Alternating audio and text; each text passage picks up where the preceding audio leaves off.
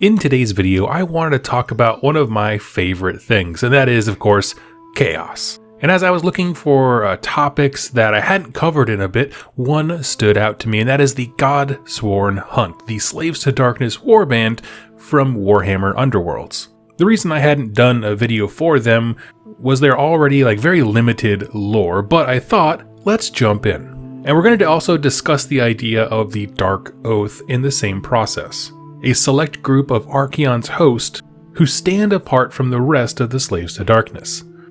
There have been a few kits over the years with Dark Oath in their name, right? The Dark Oath War Chieftain, Dark Oath War Queen, and then this warband. So what does that term mean?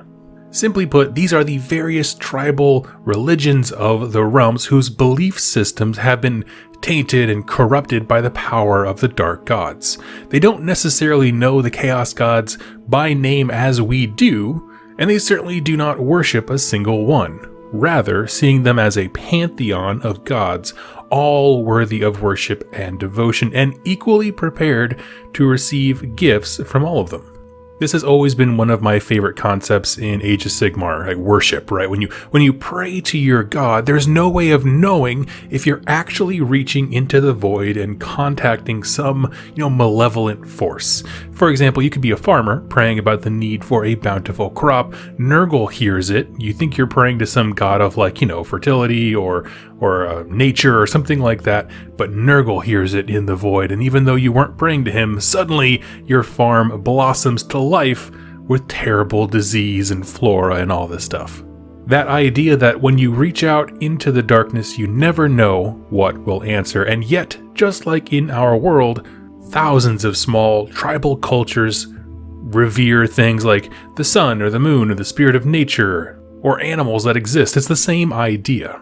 That worship can be twisted into a malevolent means.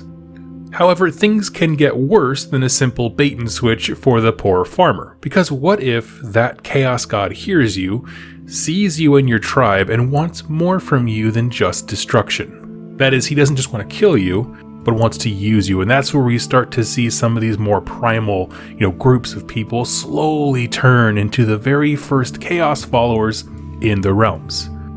One example of this is in the book Red Feast, where Khorne slowly influences several tribes until a full-on bloodbath erupts. Now, in that example, they tap directly into Khorne, but for those of the Dark Oath, they learn of the full pantheon of chaos gods and worship them equally.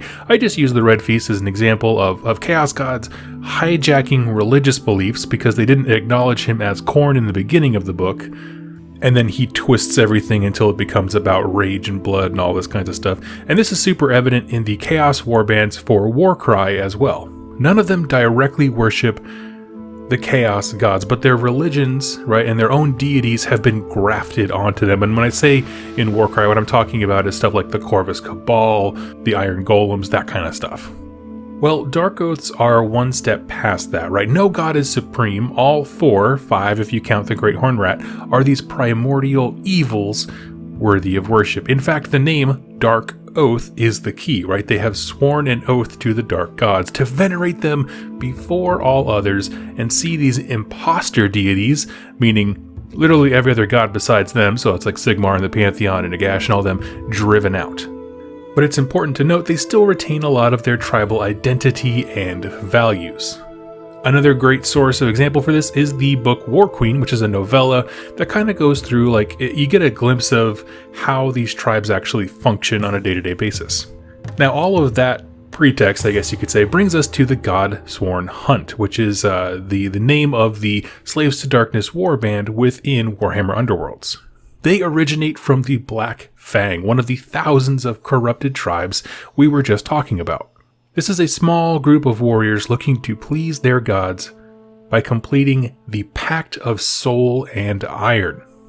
This is actually a common theme across multiple Chaos factions, and you see it particularly in Khorne and Nurgle. I see it quite a bit, where in order to gain a favor from a god or attention or glory or something like that, you make a promise to the Chaos gods or a singular god, and fulfilling it raises your standing in their eyes.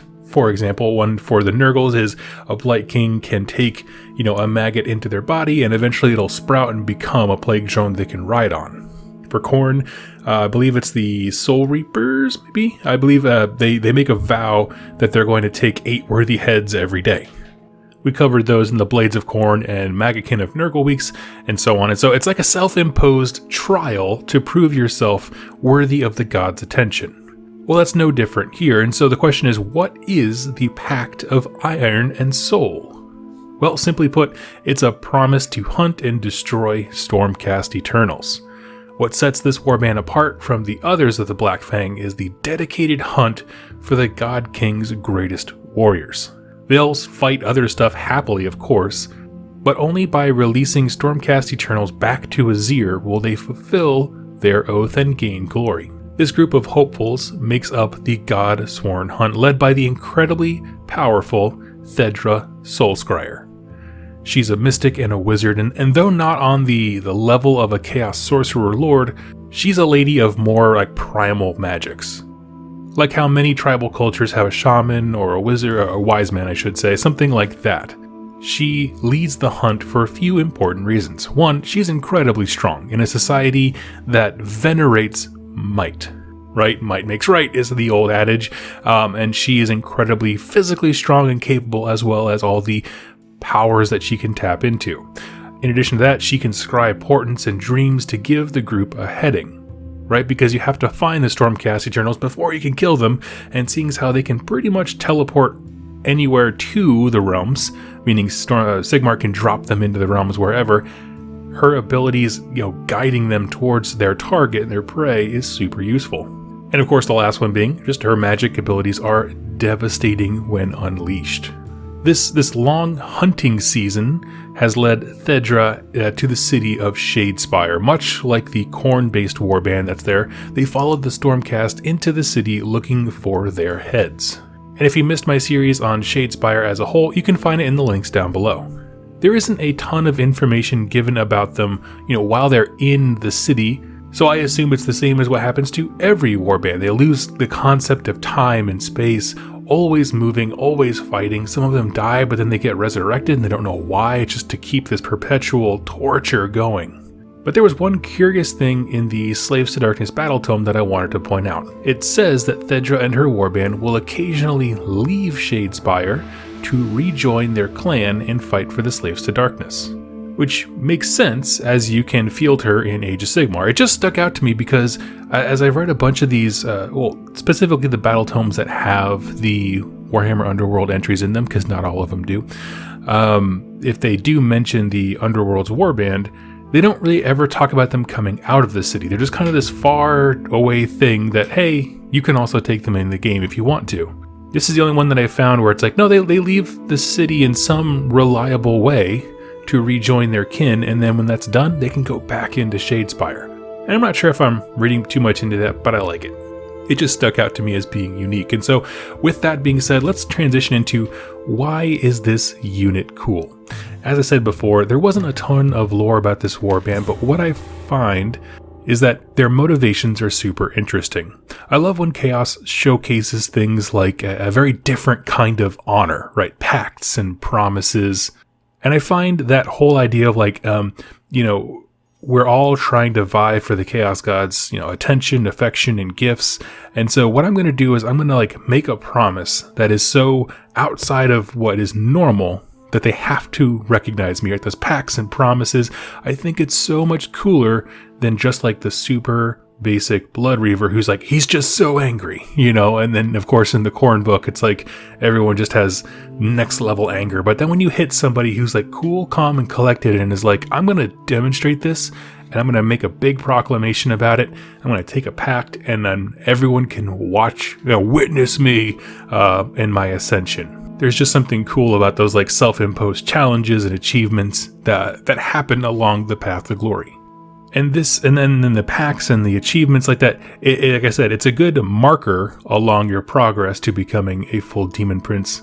And functionally, that's what we're witnessing. When you play this warband, you are walking the path to glory with them, and you are taking part in that. In addition, I really like Thedra as a character, and I don't mean like in terms of like her background, that kind of stuff. We don't really get information like that, but it's just for the longest time with Slaves to Darkness, the only wizards you really had were either big named characters or the Chaos Sorcerer Lord. And that's cool, but there would naturally be magic wielders below them, because a Sorcerer Lord is a very specific title, right? They have like achieved a super high rank, you know, killed thousands and all that kind of stuff. But this is just like, she's just part of a tribe. She's a person, part of a group, and she has these cool abilities that set her apart and destine her for greatness. And I think that is kind of awesome. I would love to see like almost like a cabal of like lower tier wizards, kind of like how Cities of Sigmar has, but I want that for Chaos as well. So introducing that in this form, I think was really cool. Beyond that, they are some of the most fun sculpts that GW has put out. Just the crazy, all the Dark Oath stuff, it just looks like Conan to the extreme. And if you dig that, I'm all about it. And I think it really adds a lot to the Chaos aesthetic. So friends, tell me your thoughts on the Godsworn Hunt. Do you have a favorite model? And hey, if you use them in Warhammer Underworlds, what are they like? Because I actually don't know how they play, because I don't play Warhammer Underworlds a whole lot. I've gotten like maybe 10 games in total, but that was always using the older warbands before this came out.